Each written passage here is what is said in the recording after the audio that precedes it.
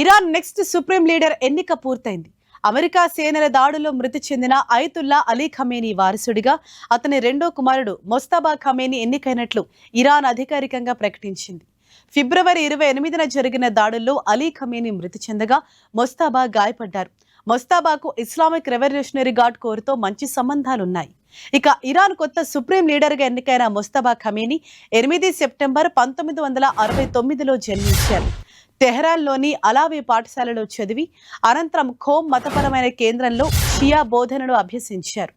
1997 నుంచి supreme leader కార్యాలయంలో deputy chief of staff గా బాధ్యతలు నిర్వర్తిస్తూ ఖమేనీ కార్యాలయంలో కీలక పాత్ర పోషించారు.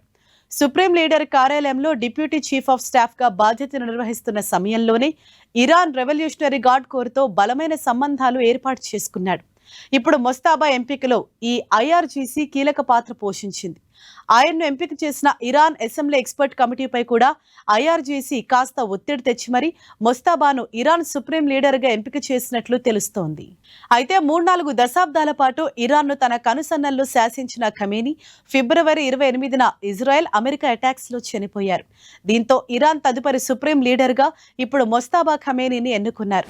ఖమేనీ మరణం తర్వాత మొస్తాబా ఖమేనీ ఇరాన్ సుప్రీం లీడర్గా బాధ్యతలు స్వీకరించడంతో ఆయన ఇప్పుడు ఇరాన్ను ఎలా ముందుకు తీసుకెళ్తాడన్నది ఆసక్తికరంగా మారింది.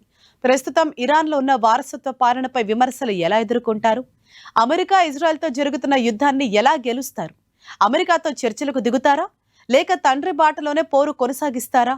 ఇరాన్ పౌరులకు ఎలాంటి భద్రత కల్పిస్తారు? ఇరాన్ను ఆర్థికంగా ఎలా నిలబెడతారు అన్నది ప్రస్తుతం ఆసక్తికరంగా మారింది.